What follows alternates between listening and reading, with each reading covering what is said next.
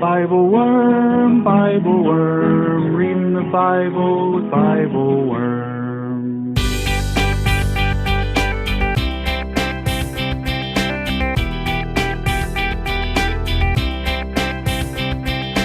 Welcome to BibleWorm. I am Dr. Amy Robertson, here each week with my good friend, Dr. Robert Williamson. We are two Bible scholars and people of faith, one Jewish and one Christian. Bobby is a professor of religion at Hendrix College in Conway, Arkansas, and the founding pastor at Mercy Church in Little Rock. I am the director of lifelong learning at Congregation Or Hadash in Sandy Springs, Georgia. Together, we are BibleWorm, getting to the core of the biblical text. This week, we read Ruth chapters 1 and 3, trying to imagine Ruth's own perspective and calling out some of the ways that the book portrays painful parts of the immigrant experience. We see how the scene at the threshing floor plays on the worst stereotypes of Moabite women, and how Ruth's beautiful statement of loyalty to Naomi also carries with it an erasure of her own heritage. Bobby and I recognize our own blind spots and lean into the scholarship of others who can help shed new light. Thank you for being here.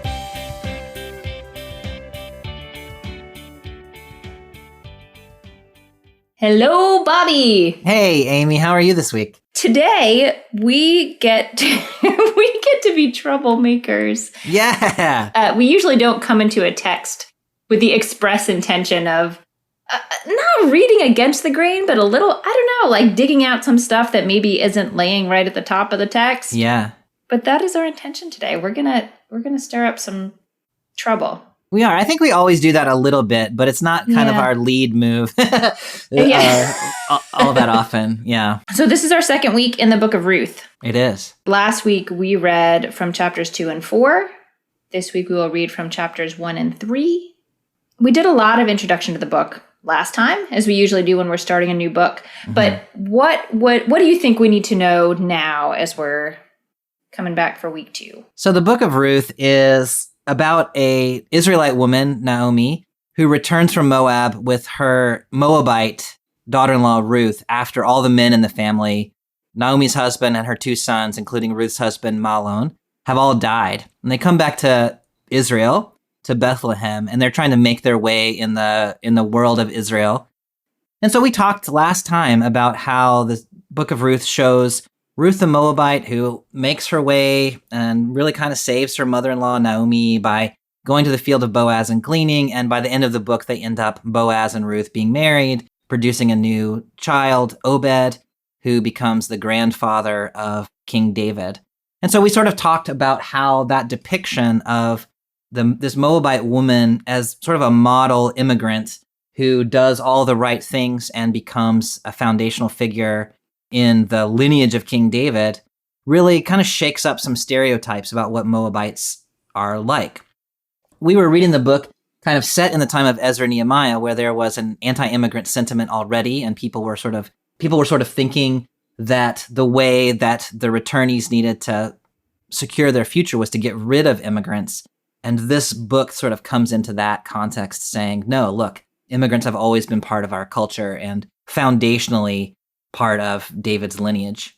Mm-hmm. We noted along the way several places where we were like, the book of Ruth is trying to do this, I think, good thing by valuing the positive contribution of immigrants. But we were also kind of noticing that there are some problematic constructions. There are some problematic ways that the book of Ruth kind of talks about the character of Ruth. And so we noted some power differentials between her and Boaz. We noted how often it depicts her as deferential, how it calls her Ruth the Moabite from Moab.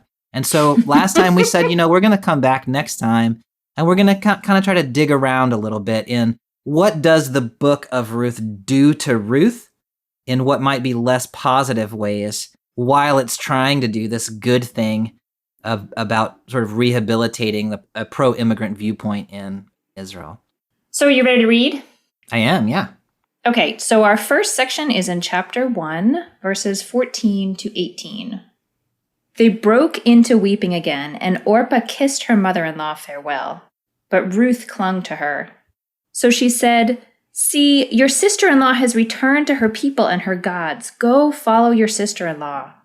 But Ruth replied, "Do not urge me to leave you, to turn back and not follow you. For wherever you go, I will go. Wherever you lodge, I will lodge. Your people shall be my people, and your God my God. Wherever you die, I will die, and there I will be buried. Thus and more may the Lord do to me, if anything but death parts me from you."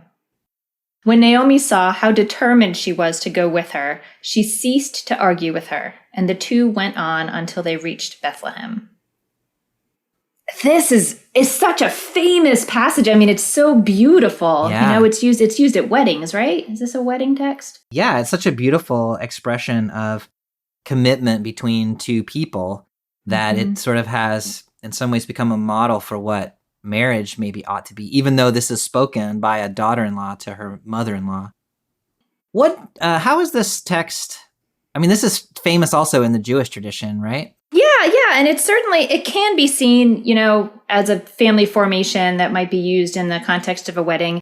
It is also, I would say, predominantly seen as the model conversion. Yeah. That she has decided to join the Israelite people and take the Israelite God as her God.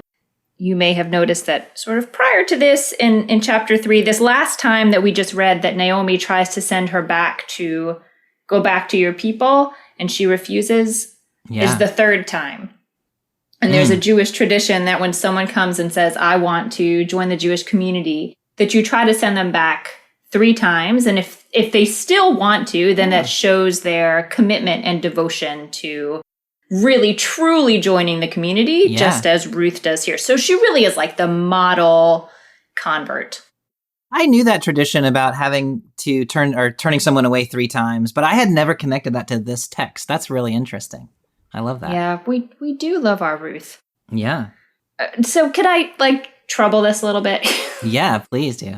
This back and forth between Ruth and Naomi, does Naomi not want her to come because she's going to cause trouble for her? Because it will make her life harder to bring a Moabite woman to Bethlehem? Naomi's words are, you need to go back to your home so you can find a new husband and make a new family. It's sort of a selfless, please go and do this. But it is interesting that when Ruth says, "No, I'm going to come with you," it doesn't say Naomi was excited or Naomi doesn't said, say anything to her. After this beautiful passage, Naomi doesn't say anything. She stops speaking. Yeah. So Ruth declares her commitment and Naomi stops talking to her. Yeah. A little bit later in verse 21, which is right past where we're reading today, but when Naomi gets back to Bethlehem, she says to the people, "I went away full, but the Lord has returned me empty." And you kind of picture Naomi is standing there with Ruth, her daughter-in-law, saying, "The Lord sent me back empty-handed," which, is pretty insulting in that sense. I don't know if she means it that way, but to imagine what Ruth is experiencing, hey, I'm somebody too. And so Naomi, I think, is somewhere between indifferent to Ruth's returning with her, and I think your way of reading it, I think, could be right, that this actually, at least at first, seems like a liability for her to have this foreigner attached to her. You refer to this text, and I think in an important way, religiously, as a text about conversion. And if you think about that, if you pull that back a step from a religious context, what is really a beautiful text of commitment, is also a text that is about giving up one's own identity in order to take on an entirely new identity. A scholar that's really helped me with this is Dr. Yolanda Norton, who teaches out at the Graduate Theological Union in Berkeley. She's a womanist biblical scholar, and she talks about this passage. She refers to it as Ruth's assimilationist articulation, which the first time I read that, I was really struck. Yeah, ouch. Yeah. And so Ruth, in order to remain accepted in this text, and then by Naomi, and then in this culture to which she's going, she's had to say, "Okay, your people are my people. Your God is my God." She has forsworn, in Norton's words, she has forsworn any Moabite allegiance, and she has just fully become Israelite. Whereas Orpah makes the opposite decision, which is, "I'm going to go back and be a Moabite." And the text writes her out completely. We never hear from Orpah again. And so that has really challenged me to think, about to what extent is the book of Ruth really an assimilationist book, where what it's saying is, well, we value Ruth exactly because she was willing to turn her back on being a Moabite and become sort of a tangential Israelite. I feel in this text a beautiful commitment and also a sense of erasure. Yeah. There is definitely the sense that you have to choose a team. You are one or the other. You are, Moabite or you are Israelite. Even though they just had these marriages in a family that was blended. Yeah, and it's interesting that Naomi seems to have still been, an Israelite who worshipped the God of Israel, even though she's living in Moab among Moabites. So she has not made that kind of assimilationist decision, but the text seems to expect that Ruth would. Yeah. Yes. You can only assimilate if you're assimilating to my people. Yeah. There you go. Yeah, I mean, that's kind of what, I'm never going to be one of you, but you must be one of us if we're going to get along, if we're going to have any relationship.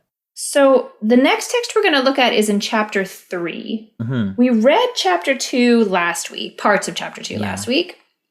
Can you give us just sort of a quick, I guess like a plot summary? Sure, yeah. So when Ruth and Naomi get back to Bethlehem, they need to figure out how to make a future. And so Ruth says, hey, I'm going to go and I'm going to glean in the fields during the barley harvest. And she finds her way to the field of a man named Boaz, who, unbeknownst to her at the time, is a relative of Elimelech and therefore a redeemer. Either we talked about last time in the sense of property redemption or of marriage, levirate marriage redemption. Mm-hmm. At the end of the barley harvest, then, they're kind of stuck again. Like they managed to survive through the harvest, but now they need a long-term plan about how they're going to survive in the longer term. And so this is, I think, where chapter 3 picks up. Okay, so in chapter 3, we will be reading 1 to 15. Naomi, her mother-in-law, said to her, "Daughter, I must seek a home for you where you may be happy. Now there is our kinsman Boaz, whose girls you are close to. He will be winnowing barley on the threshing floor tonight. So bathe, anoint yourself, dress up, and go down to the threshing floor. But do not disclose yourself to the man until he has finished eating and drinking. When he lies down, note the place where he lies down, and go over and uncover his feet and lie down. He will tell you what you are to do." She replied, "I will do everything you tell me." I will start by telling you what a threshing floor is. Yeah, please do. And then you can tell me what you think Naomi is telling Ruth to do. Yeah. So a threshing floor is like a flat sort of elevated surface, like maybe near the top of a hill, where you would beat your grain hard enough so that the exterior chaff would fall off and the winds coming through would blow the chaff away, and the heavier grain that you would actually eat would sink to the bottom. Yeah, and I mean, so it's a bunch of sweaty men hard at work. Yeah. And the instruction is to go wearing perfume and nice clothes and well bathed. Like, this is not, so first of all, probably women didn't really go to the threshing floor. Secondly, if they did go to the threshing floor, they most certainly did not go bathed, well-dressed, and perfumed, right?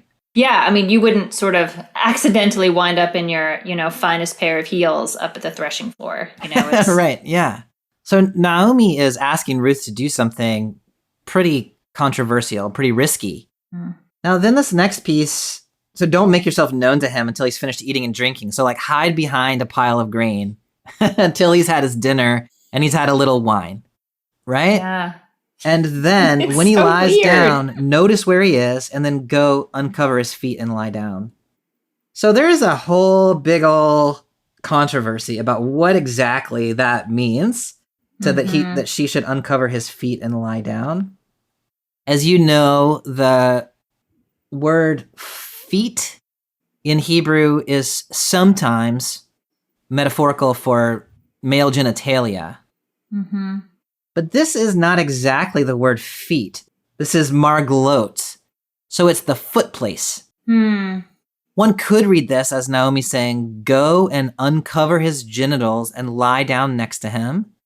One could understand this as go take the blanket off his feet and lie down next to him, which is very sweet, I guess. And some scholars read it as go uncover yourself, kind of unstated, and lie down where his feet are.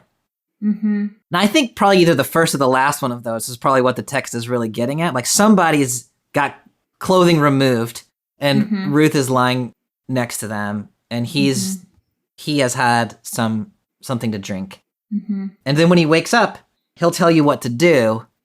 There's only so many things that can really mean. What would you add about that? Well, I had a question as you were talking about, I really like the sort of nuance that you added, that it really says like the foot place, like it's where his feet are. Yeah.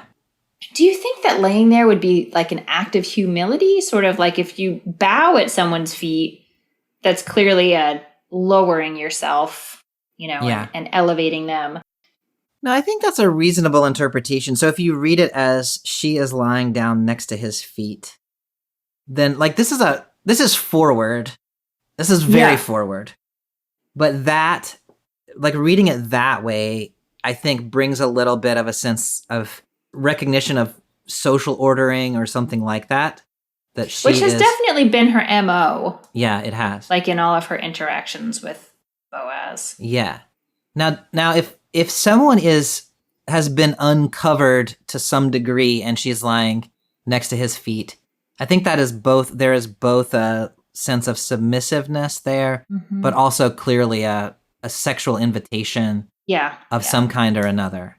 I mean, or maybe not even an invitation. It might be, one way of reading this text is that Naomi's plan is that Ruth should behave in such a way that when Boaz notices her, he's not sure what has or has not already happened. Yeah, so there's a thought that maybe he'll wake up and see her and not know whether something sexual has happened. Yeah.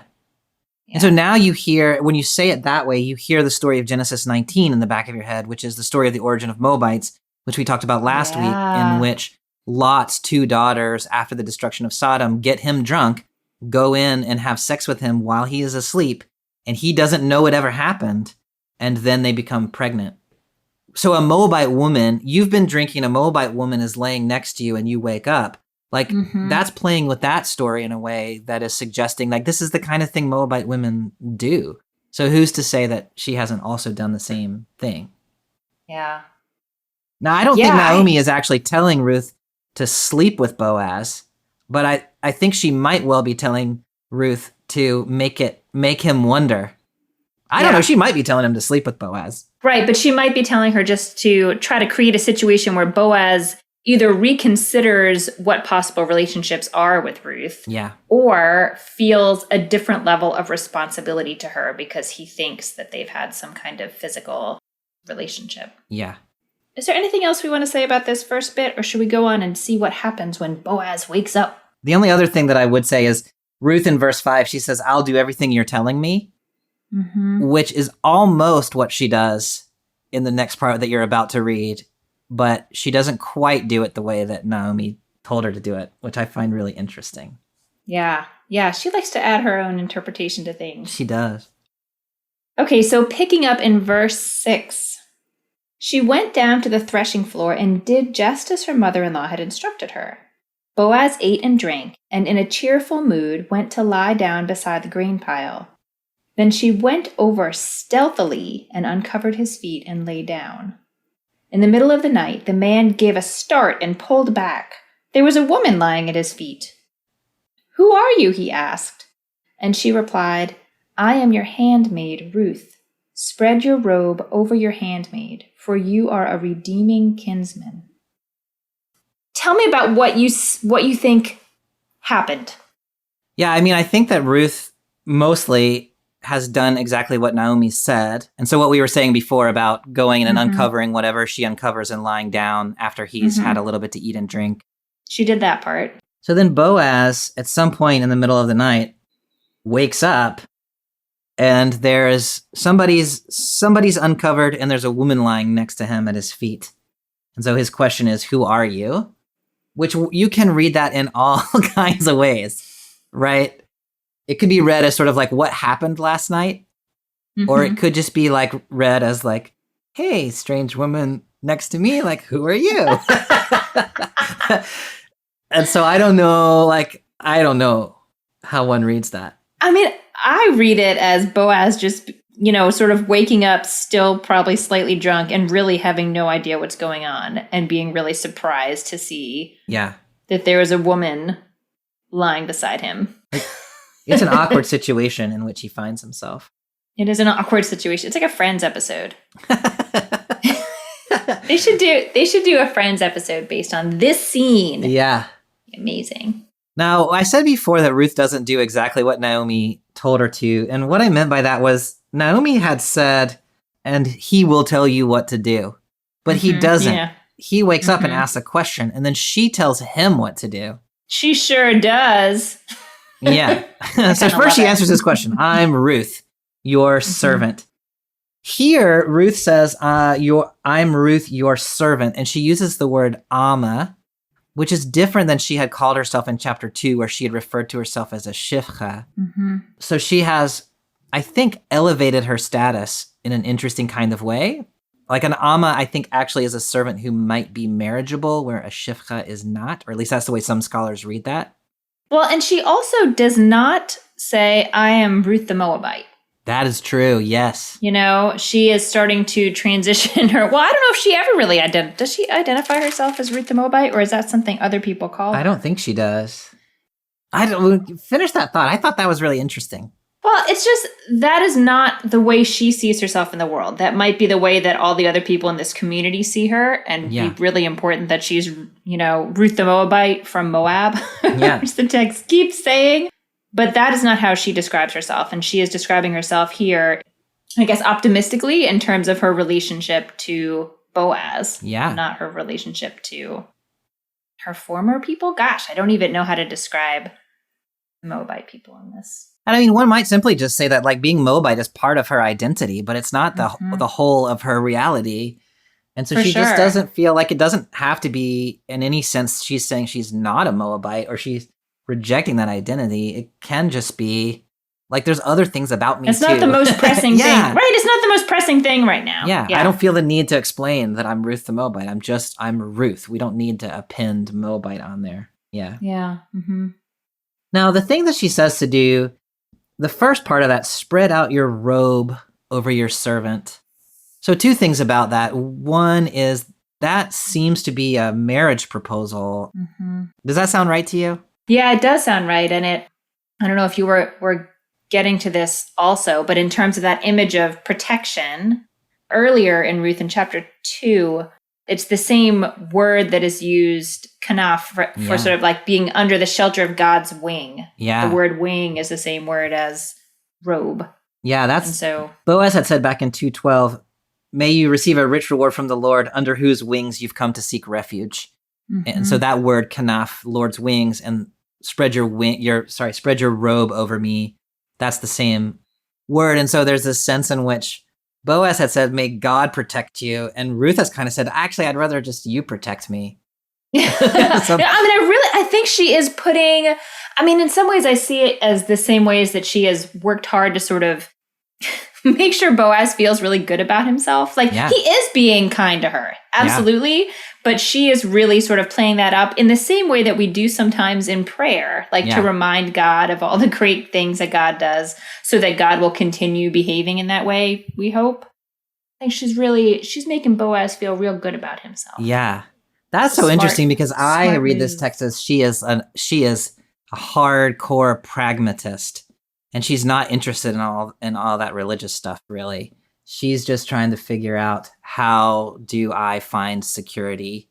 And so in my reading, she's just saying, yeah, God's wings are great and all, but what I really need is for you to marry me. Well, you know what? I don't disagree with you, though. I didn't necessarily mean to say that Ruth, that this is like a statement of religious faith from Ruth, but more that she thinks that if she makes Boaz feel like I see, he is playing the God role in this relationship. Flattery. Yeah, flattery. There's the word for it. Flattery works. It does. Yeah, clearly here it has, as well as maybe deception, depending on how you read what happened before. Flattery and deception is a match made in heaven. Yeah. Yeah. The second part, so spread out your robe over your servant. And then your translation was "for you are a redeemer," right? Yeah. So the reason you ought to spread out your robe is because you're the redeemer. That interpretation is assuming, I think, that the idea of redemption here is about levirate marriage. So you need to marry me because you're my redeemer. And, one of the things that scholars think about that, and I kind of agree with them, is if that were the connection, Ruth didn't really need to go through this whole thing because the redeemer would have had a legal obligation. And so she could have just taken him to court, and we could have it wouldn't have been as good a story, but we could have gotten to the point. That's why they didn't let you write the Bible about it. Yeah. So it is also possible to read this as spread out your robe over your servant, period. Surely you are a redeemer. Mm-hmm. And if you read it that way, and I like this, although I would not insist that it ought to be read this way, but that what Ruth has actually done is make two propositions there. So the first one is marry me. Mm-hmm. The second one is act as Naomi's redeemer of her land. Mm-hmm. And so she's made two requests, and what the function of those two requests is it keeps the family together. It finds protection for Ruth. But if Ruth just marries Boaz, Naomi's kind of left out of that picture. And Ruth had sworn back in chapter 1 that she was going to take care of Naomi or be with Naomi till they both died. And so by saying, and also redeem Naomi's land, then that brings Naomi along in the picture as well. So now then the image is they redeem Naomi's land, they get married, they're all living there together in this kind of new little family unit.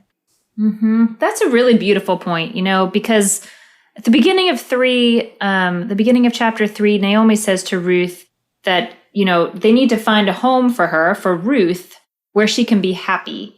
And that's where this whole plan comes from, at least the way that Naomi articulates it. So the idea that Ruth was not kidding in chapter 1 about really throwing in her lot with Naomi and figuring out how to build upon her potential happy home with space for Naomi in that future also. Yeah, that's beautiful. I love that. Yeah. So the reading that we just kind of produced about this text is hey, Naomi got a plan for Ruth, and Ruth carried it out, and they all live happily ever after. But this passage is troubling in lots and lots of ways.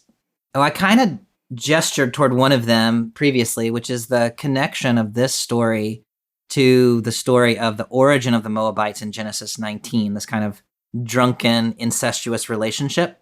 Mm-hmm. And so in order to find security for Ruth, what Naomi has done is played on the worst stereotypes there are about Moabites. And Ruth has kind of had to go along with them. She has gone to the threshing floor. She's being sexually forward.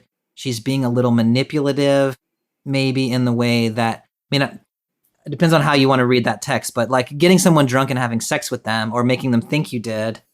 Mm-hmm. This is the kind of thing that Moabite women do. And so Ruth is going to do that. And so at the same time that this text has been kind of lifting up Ruth as this model minority within Israel, it is now also playing the opposite card sort of against her, saying, look at this stereotype of what Moabite women are like that we're going to double down on in the way that we tell this story. I think that's such an important point because it's one thing to sort of recognize from a sort of literature perspective, oh, look, there's this sort of literary resonance. But again, when you place this in the experience of the characters, you really try to get into the head and experience of the characters, thinking about what it would feel like to have this pretty derogatory, shameful story of origins for your people being, saying well, why don't you do that? That's what your people do, right? And it could work out well for all of us. Yeah. Yeah. And one doesn't have a sense of Ruth's attitude about carrying out this plan, but it does make you think about women in particular in vulnerable positions in society whose sort of only option sometimes is to exercise their sexuality in ways that might make them uncomfortable in order to secure a financial future for themselves. Mm-hmm. And this text the text exploits Ruth in that kind of a way. It turns out well for her, I guess, in the big picture, but the cost is high. Yeah. There's another reading of this text, which I picked up from a scholar named Gerald West, who's at the University of KwaZulu-Natal near Durban, South Africa. And he reads this in the context of his South African context as the story of a sugar daddy relationship, which is common in South African culture, at least in his understanding, which is here you have a woman who needs financial security, that is Naomi. And so she basically sells out her daughter to a wealthy older man in order to secure a future for both of them. He reads this as a really exploitative text where Naomi is manipulating Ruth in order to take care of herself in the way that he sees happen in his own context, where people use this kind of relationship. I mean, they're doing it to survive, right? It's about survival, but it is a highly exploitative way of figuring out how to survive. Yeah, I mean, looking at the power dynamics in all of this is not what I want to do. Like, I want to read this as a nice text where everyone has positive emotions and everyone feels good and is not, people aren't trying to manipulate each other into doing things. But the fact of the matter is, Naomi and Ruth have certain pretty dire vulnerabilities that are a little bit different from each other, but they've tied their fates together for now, or at least Ruth has tied hers to Naomi. And yeah, they have some very practical needs, and the fact that our sense of marriage and of sexual relationships is tied in with deep emotional attachment is lovely. It's a lovely overlay on the text. Yeah. But, may have really nothing to do with this. Yeah. Those are really important, troubling readings, Bobby. Yeah, I don't really know what to do with them, but they have been eye-opening to me. So our last section is verses 10 to 15. He exclaimed, "Be blessed of the Lord, daughter. Your latest deed of loyalty is greater than the first, in that you have not turned to younger men, whether poor or rich. And now, daughter, have no fear. I will do in your behalf whatever you ask, for all the elders of my town know what a fine woman you are. But while it is true I am a redeeming kinsman, there is another redeemer closer than I. Stay for the night. Then in the morning, if he will act as a redeemer, good, let him redeem.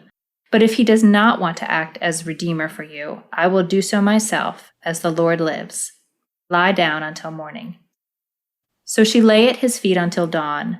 She rose before one person could distinguish another, for he thought, "Let it not be known that the woman came to the threshing floor."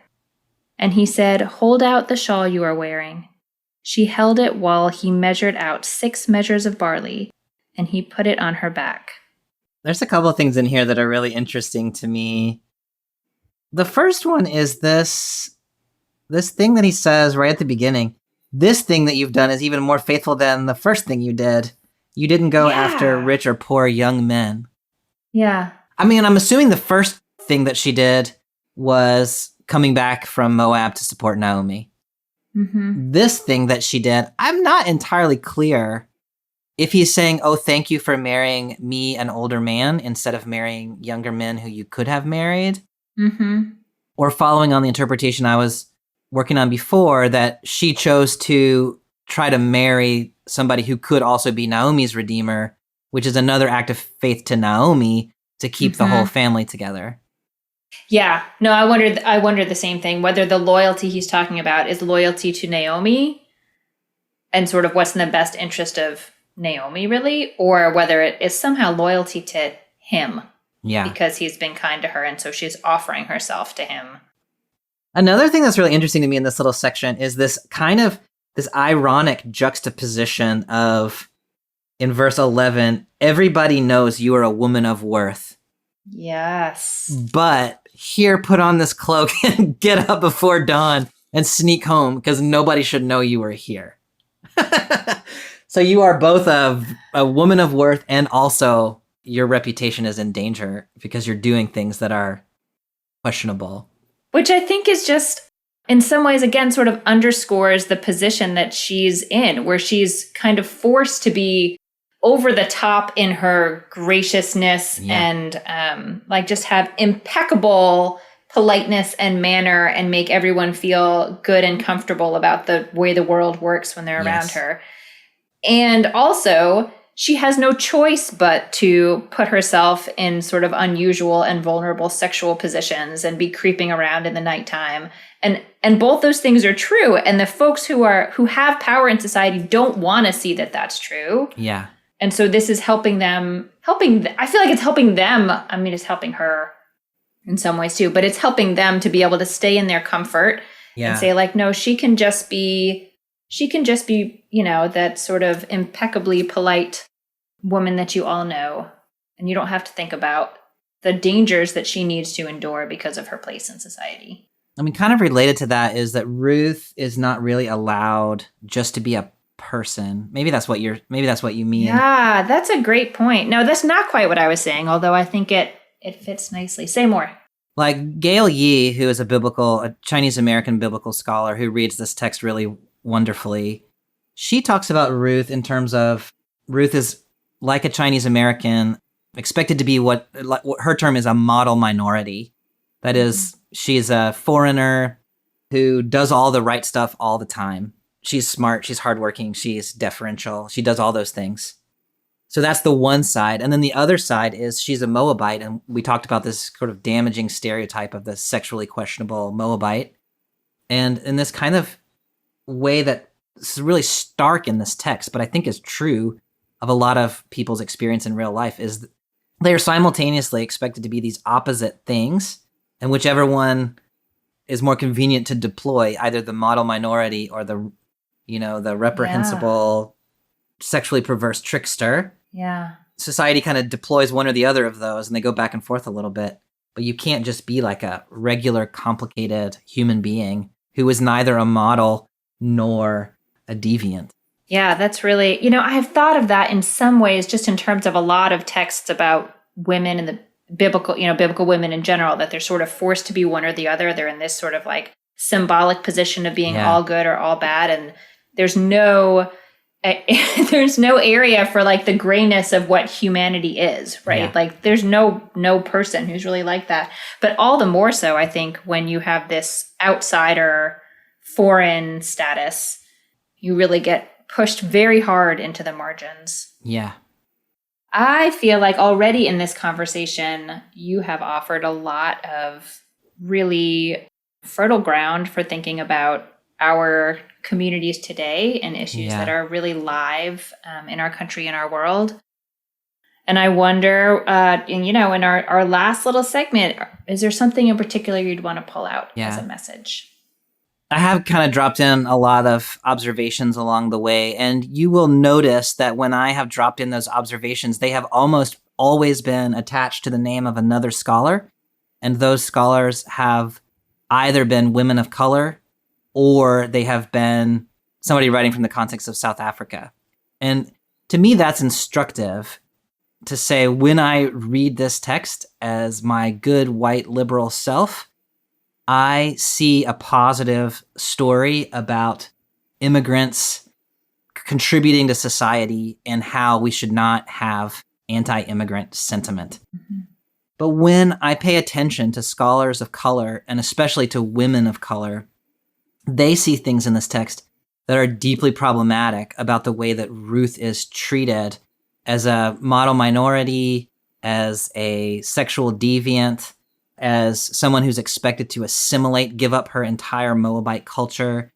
And it makes you think then about my own position as a progressive white person to say, what kinds of narratives do I tell that I think are really pro-immigrant or pro-foreigner or pro-minority that really have this kind of destructive undercurrent to them that I'm unaware of? In what ways am I creating sort of models or deviations? In what way am I replicating stereotypes, damaging stereotypes of people? In what ways am I overlooking problematic aspects of the way people are treated or problematic constructions of foreigners, immigrants, minorities? This text has been really convicting of me, and I think that maybe it ought to be for a lot of us who think of ourselves as progressives, white progressives in particular who can be a little naive, I think, in the ways that we try to advocate for people and not aware as much of the ways that we can cause damage.